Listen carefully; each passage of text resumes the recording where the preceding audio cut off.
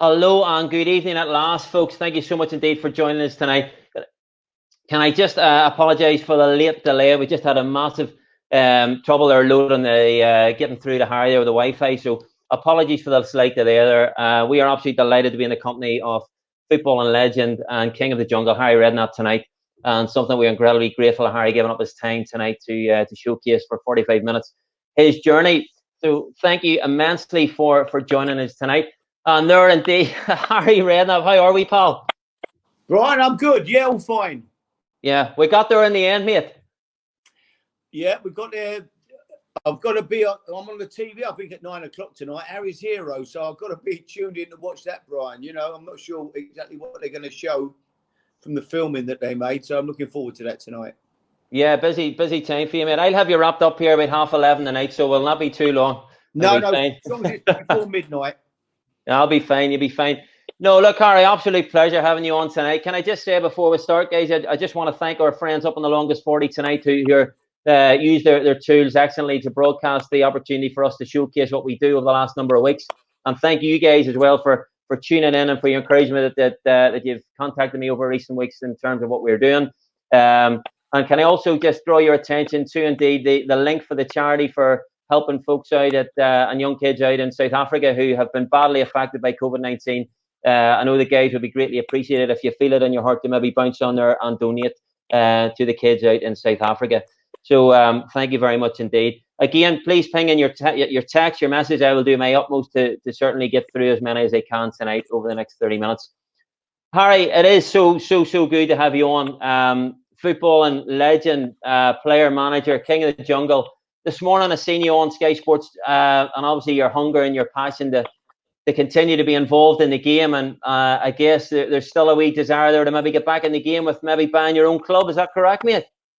Well, I would be interested, Brian, but I mean, this I can't. I'm not talking about buying a big. I'm looking sort of maybe Division 1, Division 2, maybe even National League.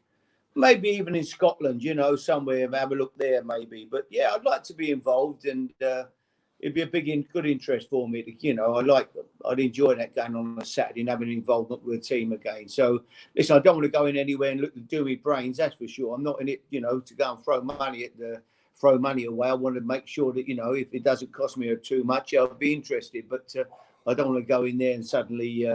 Just have to keep throwing the money into a bottomless pit like lots of chairmen have had to do. I want to make sure that I want to go into a club that can fund itself really for me. Yeah. No, well, hopefully it'll be great to see you back in the game again. You've so much to offer, Harry. And Harry, obviously, you've got to know each other over the last couple of years with the football agency, etc. And the one thing that has been incredibly from an early day with me is how approachable you are, Harry. As a manager, Harry, is that something that came quite easy to you in terms of man management, how you dealt with players? Because certainly so many players have came out, in terms of how they love playing for Harry Redknapp. That was something that, you found quite easy, I assume, in the dressing room to manage top players. I'm myself, Brian. That's my nature, and that's how I am. If I can help someone, I will do. That's for sure. And I always believed in treating people how you'd like to be treated yourself. And I think you've got to take time and talk to players and listen, there's times I've fallen out with players the same as everybody has, and there is two sides to me. I don't keep going in saying, oh, well played, lads, unlucky, we got beat 6-0 today, but you've done very well. I mean, I do throw a wobbler every so often as well, but I think I'll give people enough rope to hang themselves, and if they overstep the line and hang themselves, then I'm finished with them, But I like to treat them like sensible grown-ups, and as I say, certainly, let them go out and express themselves when they play and show what they've got to offer, and encourage people. That's more my style than telling them. I'd rather tell them what they can do than what they can't do. Yeah. All right, we'll just break away from this a second. I think it's important. There's a few questions but pinging into my phone here. John Dennon has texted in, a West Ham fan. Harry, it was great seeing you at West Ham. What was it like dealing with Paulo Di Canio, and what was he like on a day-to-day basis in training? Paulo was amazing. I mean, I took a gamble when I signed him, Brian. I mean, when I took him, he'd pushed the referee, Mr Alcott, the referee, over playing for Sheffield Wednesday against Arsenal. And when I signed him, I remember the headlines in a Sunday News, I think it was the News of the World or the Sunday People, one of those at the time, saying that I was walking a tightrope with no safety net under me, signing to Canio, and that he would get me the sack. He came to West Ham and he was the most incredible player. But I used to watch him play for Celtic, and I'd sit, and it was like he reminded me of a kid at school in the playground who was the best player and wanted to take corners, free kicks. He'd be everywhere, and I just thought he was an amazing footballer. He had so much ability. And so when I signed him, I loved having him with me. Listen, it was a challenge at times. He was highly strung, but he was a great trainer, great professional. He didn't drink. He looked after himself. He wanted to win. I loved him, and he could do things on a football pitch that would blow your brains out. I mean, he was a great talent. Marcus texting tonight, Harry, incredible manager and beats you good for the game. As a father myself, how did you deal with playing against Jamie in your management career? Obviously, with him being your son, and was it easy to simply focus on your own team when you came up against him? It was, until I went to Liverpool one day, Brian, and I was managing West Ham, and Jamie, he left one on Frank, and Frank came off injured, and he was getting ready, we're brushing him, getting him ready to go back on again. We strapped him up, whatever. Jamie, it was quite a bad tackle. And Les Seeley, who I loved to pieces. Les was my goalkeeping coach, great character. Les passed away quite a few years ago at the age of 41, but Les was a real good pal of mine. And Les is saying to Frank, I'm the manager of West Ham, and he's saying to Frank, go back on and do him good and proper. Make sure you do him. He's done you. You go and do him twice as bad. And I'm thinking, hang on, that's my son he's telling me, It was a very strange situation. I didn't say nothing, but it was a strange one, to sit there and hear him say that. Yeah, and I can only imagine the difficulty I is think that. Frank didn't get him that day. He waited his turn, and I think he did him at Chelsea one day. I think he put 24 stitches in his mouth. Frank caught him with a flying elbow. Right. Two incredible players, Harry. What a career they both had! I tell you, it's and I know in terms of they both talk very highly of the influence you both they had and you had in their career. All right, we'll take this. You mentioned Frank, Harry. I remember a specific interview that you did where you were very adamant that Frank Lampard was going to go right to the very, very top. And I think it was a West Ham fan's forum or something. I remember looking back and seeing it, but. Obviously, in the modern game today, Harry, in terms of your Madisons, your Jack Grealishes, your Billy Gilmores, is there anyone in particular that stands out for you right now who you think is a special talent, and why that is? I love Billy Gilmore. Frank told me about him a little while ago, and he said Harry is proper. He said he trains, he lives for it, wants to be a top player, great attitude. That's what you're looking for. I love Jack Grealish, got great ability. Jack has his problems occasionally, and I love James Maddison, real ability, good player, real good player. I like him an awful lot as well. But no, they're good young players. The boy Gilmore, I mean, he comes into the team and plays against two of the top teams and just runs the game, gets man in a match. For me, he's got to surely be in the Scotland team. You build a team around him, don't matter how old he is. He could walk in the Scottish team now. Put him in there, make you play. He never gives the ball away. He's a fantastic footballer.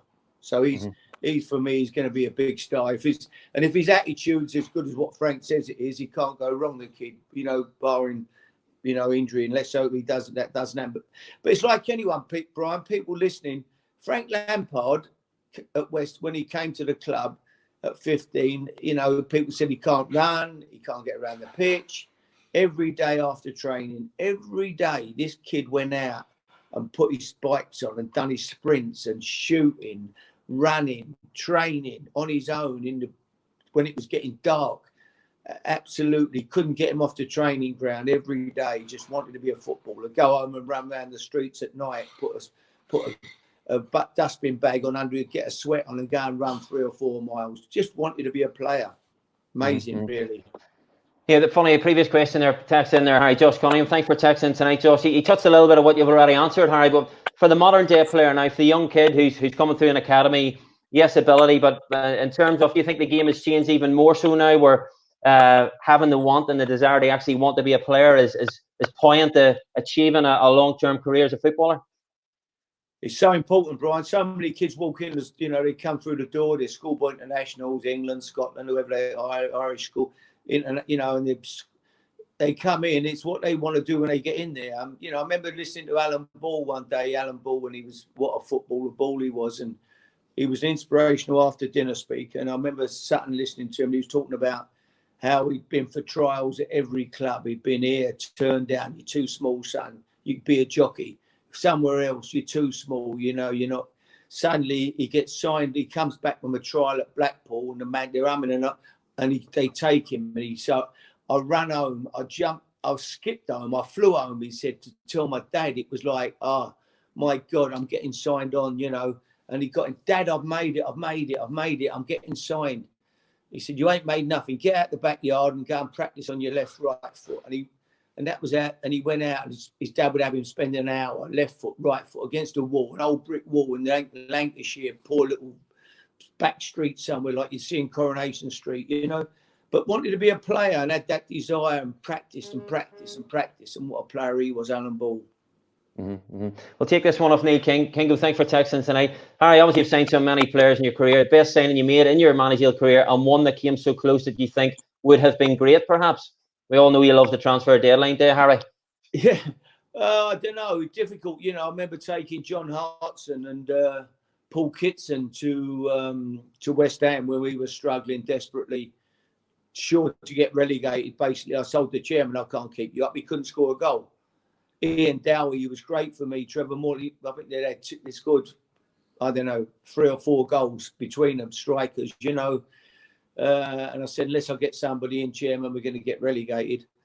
And he understood that, and he let me go out and get 2 players. I took Hartson and Kitson, and they absolutely, Big John battered every centre half in the Premier League, including people like Sol Campbell. We beat Tottenham, we beat Chelsea. We went on a run of winning games. It was just a fantastic, and it was Hartson and Kitson. Suddenly we had 2 front men who could win games for us, and it made such a difference, and we got out of trouble. Yeah, because ultimately that West Ham team had Big John's a great guy as well. Yeah. John Hartson, I know he played at Celtic for a while. What a great guy, John. You know. Yeah, I know. I've got to know him myself the last few years. A good guy. Just on that, Harry, a little second. You see the like obviously being involved in deadline days as well. I'm sure you've worked hard to maybe get players over the line that maybe specifically just haven't went. You haven't got them across the line. Is there any in particular that you maybe thought you were getting and maybe last hour it fell through? Well, yeah. I mean, you know, I thought I'd have got Eden Hazard when he was at Lille.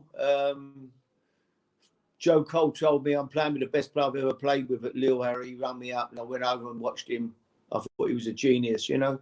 And we should have got him at Tottenham. But I think at the time they didn't want to spend the money or whatever, you know, examining it. So it never happened. But I always felt he was going to be I met him in a hotel in Paris and had a great chat with him, and he wanted to come. He was looking to come to Tottenham at that time. So, yeah, that was a big blow not getting him. But some, you know, you're lucky. I took Rafa van der Vaart on transfer deadline night. He came in, absolutely fantastic footballer, Rafa. What a player. And he came to Tottenham and was amazing footballer. So sometimes you win some, you lose some. All right, we'll take this here. Pompey fan has texted me in. Harry, how you doing? It's John here. Met you many times at Fratton Park, and absolutely fantastic manager for us. Is it actually true that Benjani did not want to get on the plane to go to Man City? No, he didn't want to go, Benji. They offered us $9.5 million for him, and I loved Benji. He was a great lad, you know. Worked and ran. He didn't score many goals, but what a good guy, and had a real go for us. And suddenly I got an offer of £9.5 million from Man City, and it was too much money to turn down for sure. You know, I thought it was way over the value, in all honesty. And Benji didn't want to get on the plane, and I rang him. I thought he should have been in Manchester. He was still sitting at the airport, so I had to drive to the airport and actually push him out on the runway. But he got there in the end just in time to sign. And no, I love Benji. As I say, he was a good lad, but for £9.5 million, he had to go. Yeah, Colin, thank you for text tonight. Texting in, Harry, were Spurs right to get rid of Poch, and is Mourinho the right man for the job? I was surprised they got rid of Pochettino. I mean, I was really surprised. I couldn't see it coming. I mean, listen, they'd been on a bad run, whatever way you boxed it up. 24 games or 25 games, 24 points. I'm not sure. The up may have been 24 games, 25 points, but averaging a point a game or whatever, it's not particularly good form. And Tottenham, I think Tottenham 3 or 4 years ago, they had a team there that I thought would win the league when they had Walker at right back, they had Rose at left back, the 2 Belgian boys in the middle. I mean, it really did look Harry Kane, Dele Alli, Ericsson in great form.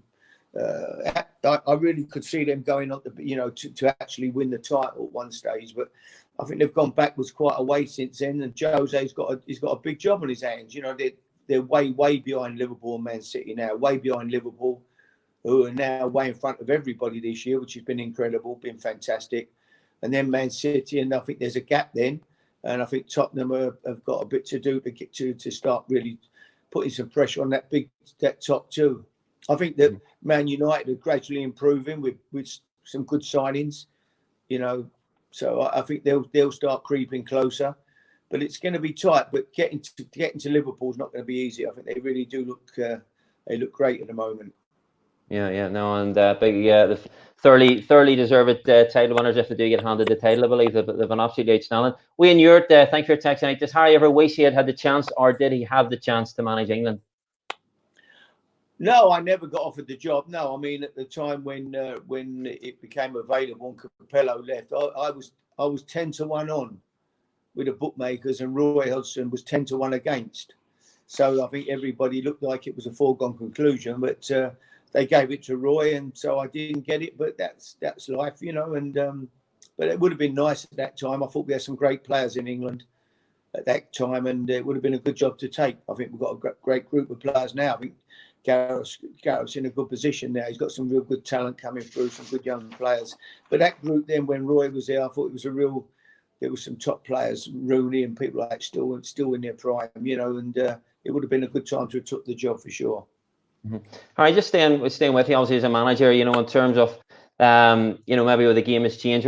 Did you always like getting out on the training pitch, or was that and obviously getting involved in the sessions, or was that something where you allow your coaches to do that, or no, I were loved you it. very hands-on in that? I wanted to be out on the training ground every day. That's what when people say, "Oh, Harry's a wheeler dealer," whatever. I wasn't. I was a football coach. I got my coaching badge when I was 21. I've been in, I used to go and coach in schools every afternoon when I played at West Ham when I was 18, 19, 20.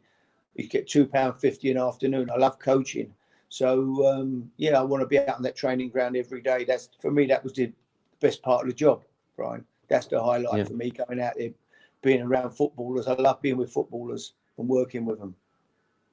Thomas texting. Tom, thanks for your text tonight. Harry, whatever happened to the lad that you brought on at Oxford, and was he actually better than Chapman?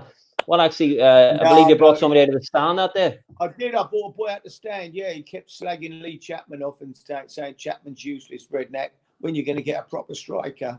And then I used all the subs up in the first half. It was a pre-season friendly, and I had no more. We got an injury, and so I only had 10 men. So I turned to him. I said, and he wouldn't leave me alone. This fella, he kept giving me grief all through the first half. Redknapp, when you're going to get a centre forward, why don't you get? And I turned to him. I said, "Oh, Big Mouth, can you play as good as you talk?" He went, "Yeah, why?" I said, "Well, come and you're playing." He said, "What do you mean?" I said, "Come and you're playing. Let's see how good you are." He said, "I ain't got any boots." I said, "What size are you?" He said, 9s. I said to the kit man, "Got any 9s?" He went, yeah, I've got some boots, Harry, yeah. I said, "Go on, don't get changed." Anyway, he had West Ham hammers tattooed all up his arms. He had West Ham earrings in, up his legs. He had big hammers on his legs. He was West Ham balmy, Anyway, Eddie took him to put his gear on, came waddling up the touchline. He had 10 to 2 feet. His feet were like waddling along.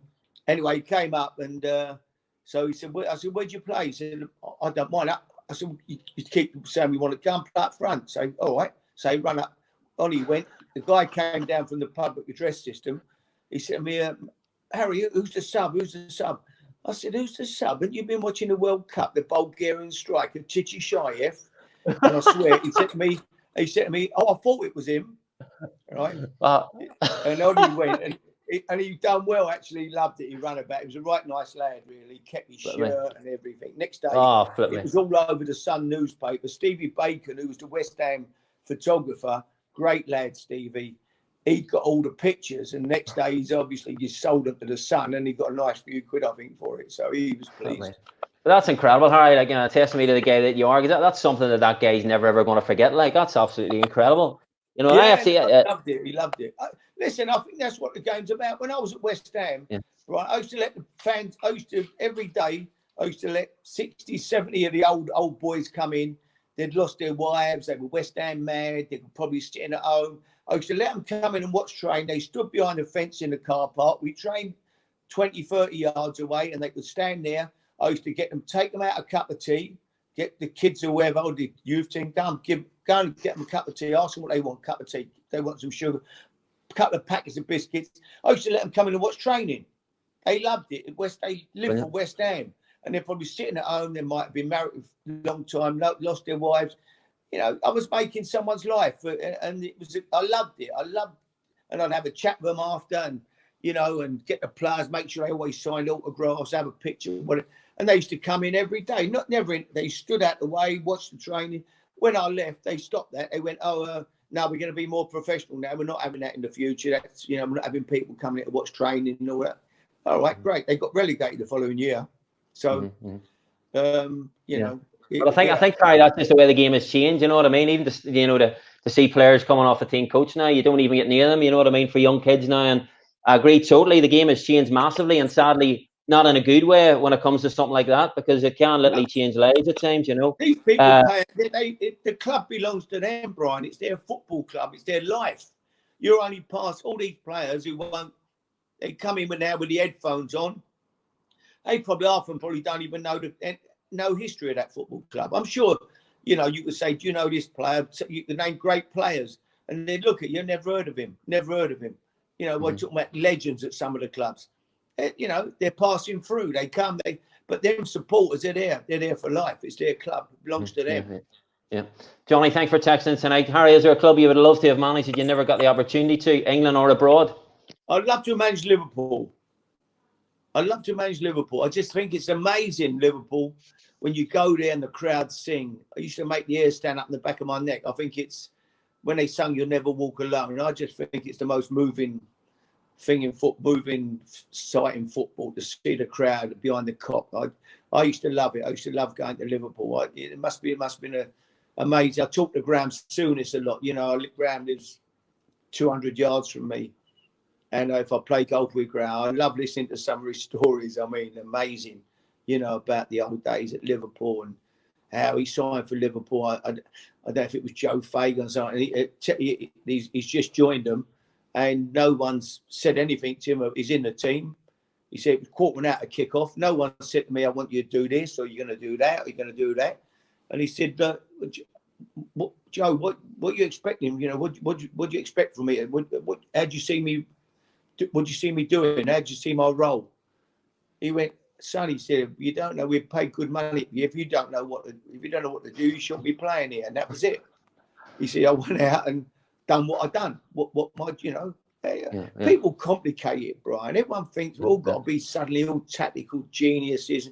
It's about good players. Good players win football matches, getting the best out of them. We know we have to do that. But the top 6 teams every year, okay, we had the 1 year where Leicester broke the mould. It was an incredible feat they did. But the big teams got the best players. You know, and when you've got good players, it's an easy job. It's the most difficult job in the world when you've got bad players and bad characters around you. It's very difficult. But when you've got good players, good characters, get the best out of them. They know their jobs. They know how to play. You can't. I had a player sat to me, a midfield player. Are we gonna hit it long, or are we gonna pass the ball? I said, well, that's your choice. When you get on that ball, only you can see whether you can go and put someone in by hitting a 40-yard pass, putting them in on goal, or it's not on, or you might play another. I said, I can't show you what pass to make when you get on the ball in midfield. That's your choice. That's your decision as a midfield player. That's what you're supposed to know what to do. I can't make you tell you every time you get it hit 40 yards, it might not be a pass on 40 yards, so you've got to play it short. But, you know, I think some of them want to be robots now and want you to play every pass for them. But good players, you can't beat good players, Brian. Yeah, Harry, honestly, it's just incredibly blessed to be even just sitting and speaking to you and engaging and listening to your knowledge in the game. It's incredible. And obviously, Harry, as a manager, when you're coming up against the likes of Alex Ferguson and Mourinho, I'm sure those were obviously battles that you relished and ultimately fed off too. Yeah, especially I think with Fergie. I always enjoyed seeing Alex because I'd go in his office, we'd have a chat. He knew every player in the league. He could tell you how Chesterfield have been doing and this team. And he's like me. He lives for football. I could tell you every result on a Saturday night. You said if you run me up, I'd have a bet you up and get five. If I'll give you 8 out of 10 results in any division today because I look for every team. I follow every team. I know how they're doing. I know that Crewe and Swindon and Plymouth are top of the division, in their league, and Exeter are just behind. And I know we're Torquay now in the national, and I know how they're doing down in their league and Yeovil.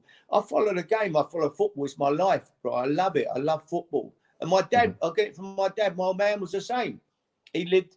It's all he ever. Every Saturday, every midweek game, he'd be watching games, watching the East London schoolboys play, and he just loved watching football and playing football, but watching games. And I'm the same. I love it.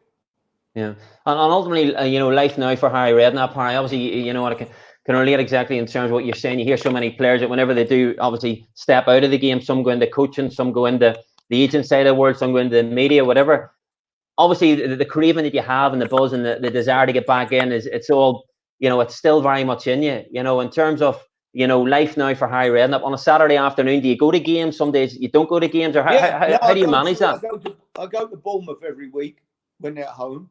But now I've started going to Chelsea as well because Frank's here, and one of my grandsons, Bobby, he's Chelsea. He loves Chelsea. He loves Frank, so he's a big Chelsea fan, and I love going with him. Getting in the car, he's 11, going off to the game, chatting to him all the way, having a laugh with him, and I love it. Going taking him to football, watching Chelsea.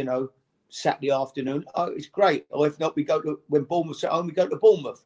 I take both my grandkids to Bournemouth and we go and watch them play every week. And it's been great. I mean, it's been a miracle what Bournemouth have achieved, And they're a good team. So we're watching Premier League football. And sometimes I might say hello to, if someone comes who I know, a manager or whatever, I'll go and quickly maybe say hello to two. But I don't hang about really. But I buy me tickets.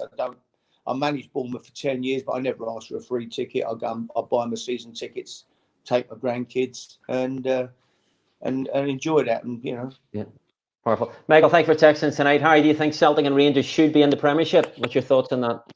Well, they're two fantastic football clubs. I mean, when you go all over the world, they're two of, I was in America and played against Rangers and Celtic, and people, the crowds that they draw, and you go to New York or wherever you go, they're just two absolute top great football clubs. I'd love to see them personally. I don't know how the rest of the people in Scotland would feel about it, but I'd love to see them in the Premier League. Yeah, I would. Travelling's no problem anymore, is it? I mean, we've got Welsh teams in the Premier, not in the Premier League. We've got Welsh teams. We have had Welsh teams in the Premier League with Swansea and Cardiff or whatever. But yeah, I mean, it would be great, I think, to have them. They're major clubs, and they would add an awful lot to the Premier League. But whether the people in Scotland would like it, I wouldn't be sure. Yeah, obviously coming off the back today, obviously with Celtic being handed another league title. Harry, leads into in terms of the Premier League, and the Premier League need to make a decision probably over the next few weeks where they're going to go. Maybe relegation, may not be relegation. Where do you stand on that, Harry, in terms of where you see things I maybe? can't see how you can relegate anybody right now. Really, it's difficult. Listen, and the players at the bottom, let's be true, they don't want to play. If I'm at one of them bottom 7 teams, and I'm being honest, and you're asking me, do you want to finish the season or do you want it null and void, forgotten, and we move on to next season? I'll go, yeah, thank you very much. We've had a result. We're not going to get relegated. If you went to the players, you get the same answer. All them players are on 30, 40, in some cases 50% wage cuts if they go down. Why would you want to take a chance if you're at Norwich? You've won the pools. You're not going to have a 40% wage cut next year, and you're still going to be playing in the Premier League instead of the Championship. Yeah. Which looks highly likely, not definite, but very likely. And the same applies to the other 5 or 6, 7 teams there's 7 teams that are in it still, in my opinion. So if they could have the season null and void, they've had a result, in all honesty. And I think the players, I hope they tell the truth, and the managers and chairman. I've had people ring me, Harry, look, don't talk about, relegation or they want the season. The best result they'd get is it's Liverpool, really. They're the team that want to finish the season, and it'll be a crying shame if they don't finish it for their sake, really. But whether they will, Brian, I can't see where and when. I just don't know. It's going to take. It's a long job before we get football crowds back into the stadiums, and and really, what is football, in all honesty, without crowds? I know we watch it and we want to see it finished, but what is it when you watch it? It's no atmosphere, practice match. It's not the same. Crowds make the game, atmosphere. It's going to be very difficult, I think, to finish it. But if it takes 4 months, 5 months, I would like to see them maybe finish it before they start the new season, even if it's 6 months away. And it could, who knows how long it's going to be before we can actually safely go back into football, find the vaccination for this virus, and get back to a bit of normality. I don't know. Yeah, no, totally. I think even with the Bundesliga, we were all glued to watching German football at the weekend. But when you see empty stadiums, you do question: is this what we want? And yes, you're getting games, but the reality of it, I don't think it's what we really want. And at the minute at all. Oh, we've lost Harry. By the looks of it, guys. Harry, you there, pal?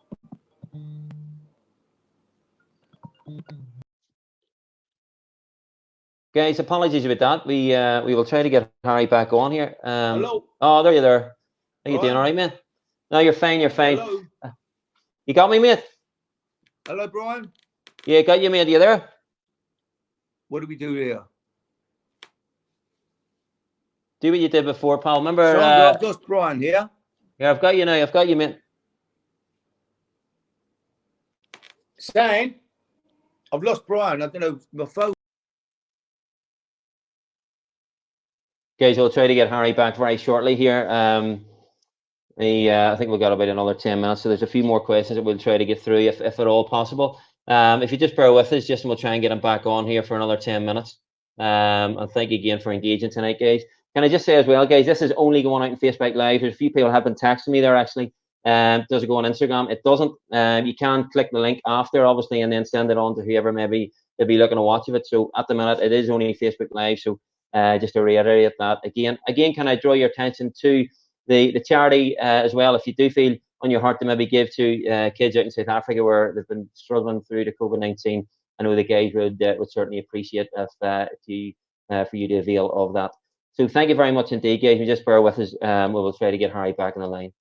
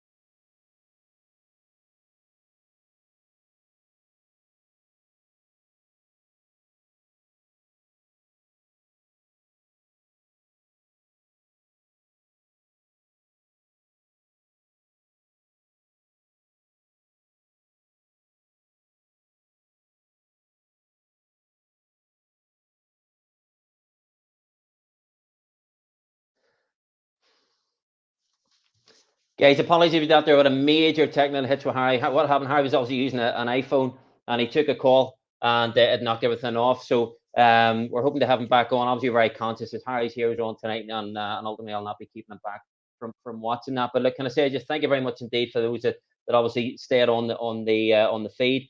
Thank you for bouncing in tonight. It's been massively appreciated. Just to remind you, tomorrow night we've got Alex McLeish, ex Scotland Rangers manager. So I just want to thank you as well for the email that I received today as well on that. All right, different class. Thank you so much indeed for coming on, mate. I know you're in a meeting. Brian, it's a pleasure. Say hello to Big Alec tomorrow night for me. Top man he is.